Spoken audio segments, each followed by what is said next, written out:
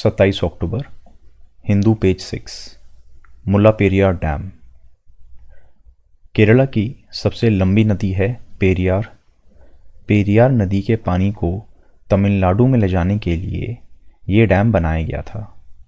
किसने बनाया था? 1895 में जॉन पेनीक्विक ने। इसीलिए ये डैम है तो केरला में, लेकिन इसे ऑपरेट तमिलनाडु करता है।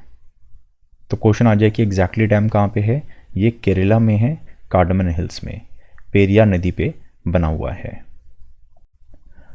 हिंदू पेज 14। खंगकुई मंगसौर।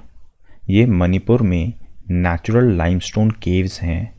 कुछ सबूत मिले हैं कि स्टोन एज के दौरान भी इंसान इस केव में रहते थे।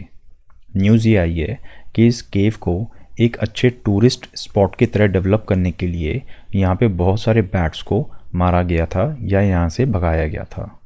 इस आर्टिकल में एक और चीज़ दी है कि थंगकुल नागा ये एक मेजर एथनिक ग्रुप है मणिपुर और म्यांमार का। हिंदू पेज 11 पे क्विज दिया हुआ है, बहुत ज़्यादा इंपॉर्टेंट नहीं है। इंडिया के पर्सपेक्टिव से जो चीज़ें इंपॉर्टेंट है वो यहाँ पे लिखी हैं, बट फिर भी जनरल नॉलेज के लिए आप ये चीज़ें पढ़ सकते हो क्योंकि अखबार में आई हैं। नॉर्थ सेंट्रल अफ्रीका में एक लैंडलॉक्ड कंट्री है चैड। उसमें पिछले 30-31 साल से एक ही बंदा प्रेसिडेंट बना हुआ था जिसकी पिछले साल डेथ हो गई। उसका नाम था इद्रिस देबी। आज से करीब 20 साल पहले एक रात को एक बंदा गया रॉयल फैमिली का और उसने रॉयल फैमिली के बाकी सारे लोगों को मार दिया। 9 लोगों को मार दिया, जिसमें किंग भी मर गए थे। वो कौन से किंग थे? किंग बिरेंद्र।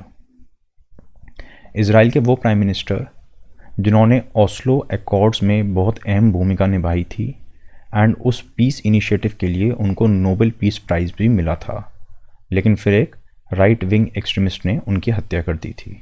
उनका नाम था यिज़ाक रबीन। इजिप्ट के वो प्रेसिडेंट जिन्हें नोबेल पीस प्राइज़ मिला था कैंप डेविड अकॉर्ड्स के लिए, लेकिन फिर कुछ साल बाद जब ऑपरेशन बद्र का सेलिब्रेशन हो रहा था तब उनको असैसिनेट कर दिया गया था। ऑपरेशन बद्र 1973 में हुआ था जब इजिप्ट की आर्मी स्विस कैनाल को पार करते हुए सिनाई पेनिनसुला का कुछ हिस्सा इजराइल से वापस ले लिया था, और इसके बाद शुरू हुआ था योम किपुर वॉर। तो उस प्रेसिडेंट का नाम क्या था? अनवर सादत। यूएस के वो प्रेसिडेंट जब वो प्रेसिडेंट बने थे तो he was a youngest person to get elected as president.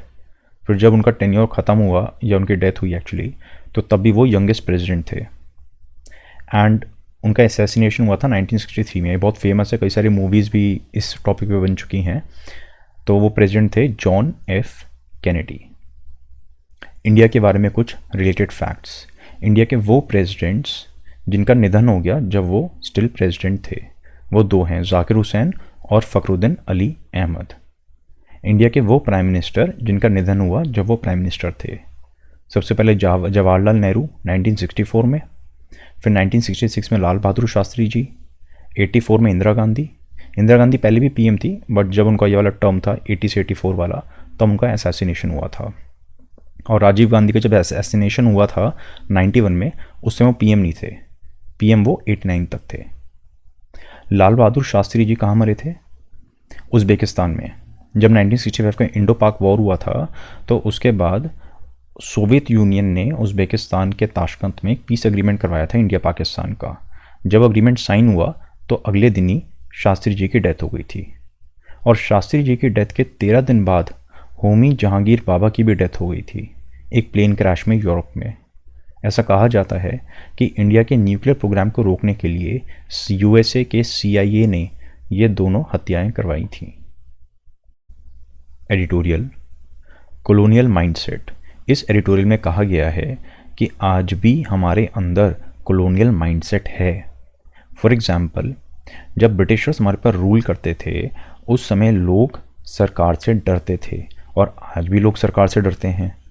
उस समय लोगों को समझ में नहीं आता था कि एग्जैक्टली गवर्नमेंट काम कैसे करती है। आज भी लोगों को नहीं समझ में आता।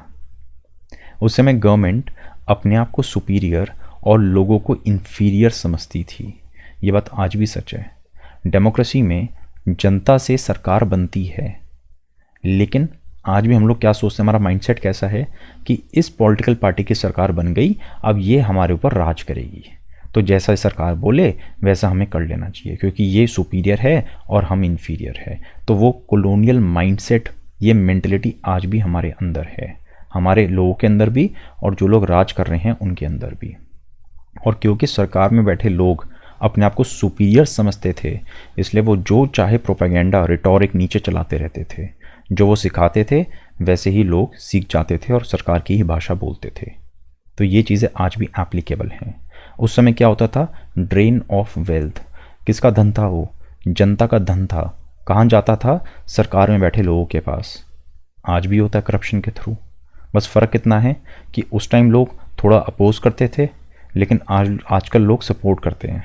लोग कहते हैं यार अगर ये मेरा फेवरेट पॉलिटिकल लीडर है या मेरी पार्टी पावर में है, चाहे सेंटर में स्टेट पे कहीं पे भी हो, ठीक है ना, तो ये करप्शन करिए तो ठीक है, बाकी सब भी तो खाते हैं। तो एक्चुअली लोगों की मेंटलिटी आज भी यही है कि ठीक है यार, जो बंदा सरकार में थोड़ा बहुत तो खाएगा, उसमें क्या बुराई है। इस कॉलोनियल माइंडसेट को हटाने के लिए हम क्या कदम उठा रहे हैं? हम सड़कों के नाम चेंज कर रहे हैं। हम कह रहे हैं ब्रिटिशर्स ने हिंदी को इंग्लिश से रिप्लेस किया था, तो हम फिर से इंग्लिश को हिंदी से रिप्लेस कर देंगे, सड़कों के नाम बदल देंगे, तो इससे कॉलोनियल माइंडसेट हट जाएगा। बट क्या आपको लगता है कि इन चीज़ों से ये प्रॉब्लम सॉल्व होगी? नहीं। दूसरी बात, उस समय ब्रिटिशर्स ने हमारी मिडिवल हिस्ट्री को पूरा डिस्ट्रॉट कर दिया। उन्होंने कहा कि देखो ये हिंदू मुस्लिम अलग अलग लोग हैं, हालांकि इतने सालों से सब लोग मिलके रह रहे थे, लेकिन ब्रिटिशर्स ने कहा नहीं नहीं नहीं, इनमें फूट डालो और राज करो, और हम लोग बुद्धू बन गए।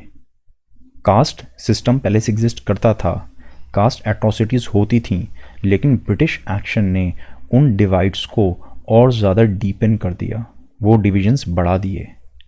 राइट? तो आज भी हम लोग वही काम करते हैं, हम अपनी ही हिस्ट्री को डिस्टॉर्ट करते हैं पॉलिटिकल गेन्स के लिए। लोगों में फूट डालो और फिर लोगों पे राज करो। तो इसलिए हमारा माइंडसेट जैसा पहले था आज भी वैसे ही है, और हम स्टेप्स तो ले रहे हैं ये बोल के कि हमें माइंडसेट चेंज करना है, लेकिन इन स्टेप्स से ये जो असली प्रॉब्लम है कॉलोनियल माइंडसेट की, ये दूर नहीं हो पाएगी। इसलिए हमें समझना चाहिए कि हमें बेमतलब में हिस्ट्री को डिस्टॉर्ट नहीं करना चाहिए, क्योंकि पास्ट में जो हो चुका वो कोई भी चेंज नहीं कर सकता। और आज अगर हम इंग्लिश यूज़ कर रहे हैं तो बाय चॉइस है, कोई भी हमें फोर्स नहीं कर रहा है। हमें लगता है कि इंग्लिश सीखने से हमें और अच्छी अपॉर्चुनिटीज़ मिलेंगी, मोटे पैकेजेस मिलेंगे, बाहर जा सकते हैं। राइट? इसलिए हम खुद भी इंग्लिश सीखते हैं, बच्चों को भी इंग्लिश सिखाते हैं, कोई हमें फोर्स नहीं कर रहा है। कंक्लूजन में आप लिख सकते हो कि जैसे ज्योतिराव फूले ने मॉडर्न एजुकेशन को प्रमोट किया था। ज्योतिराव फूले 19th सेंचुरी के सोशल रिफॉर्मर थे। इतने सालों पहले भी वो एडवोकेट करते थे कि हमें मॉडर्न एजुकेशन को अपनाना चाहिए ताकि सोसाइटी में जो कास्ट डिस्क्रिमिनेशन है उसे ख़त्म किया जा सके। हमें उनकी सीखनी चाहिए। हमें मॉडर्न एजुकेशन को या इंग्लिश लैंग्वेज को नकारना नहीं चाहिए, बल्कि इसका इस्तेमाल करके आज के देश में हमारे सोसाइटी में जो भी डिविजन्स हैं उन्हें ख़त्म करना चाहिए, चाहे वो किसी भी बेसिस पे हो, रीजनलिज्म, रिलीजन, कास्ट, वॉटेवर। हमारा गोल क्या होना चाहिए? गोल ये नहीं होना चाहिए कि सबके नाम बदल दो। गोल होना चाहिए ऐसे लोग बनाना जो अब सरकार से नहीं डरते हैं, एंड एक ऐसी सोसाइटी बनाना जो डिवाइडेड ना हो। ब्रिटिशर्स के आने से पहले जैसे हम लोग यूनाइटेड थे वैसे हमें यूनाइटेड रहना चाहिए। अच्छा, इस एडिटोरियल में एक सेंटेंस दिया हुआ है, recent official presentation at an international forum. तो जो हमने 7 अक्टूबर को डिस्कस किया था ना एडिटोरियल, ये उसी को रेफर कर रहा है। आपको राइटिंग प्रैक्टिस नहीं करनी है, मत करो, कोई इशू नहीं है, लेकिन बाकी लोग तो कर रहे हैं ना। और ये बाकी लोग वही हैं जिनके पास नॉलेज की कमी होती है, लेकिन फिर भी रैंक काफ़ी अच्छे ले आते हैं। क्यों? क्योंकि वो लोग रोज़ राइटिंग प्रैक्टिस करते हैं। और बाद में आप कहते हो कि यार वो तो बंदा बड़ा बेवकूफ़ है, उसको तो बेसिक नॉलेज भी नहीं है, फिर भी उसकी इतनी अच्छी रैंक आ गई। मे बी बिकॉज उसने राइटिंग प्रैक्टिस बहुत अच्छे से करी थी। तो राइटिंग प्रैक्टिस को इग्नोर मत करो, नुकसान आपको होगा, रैंक कम आपकी आएगी।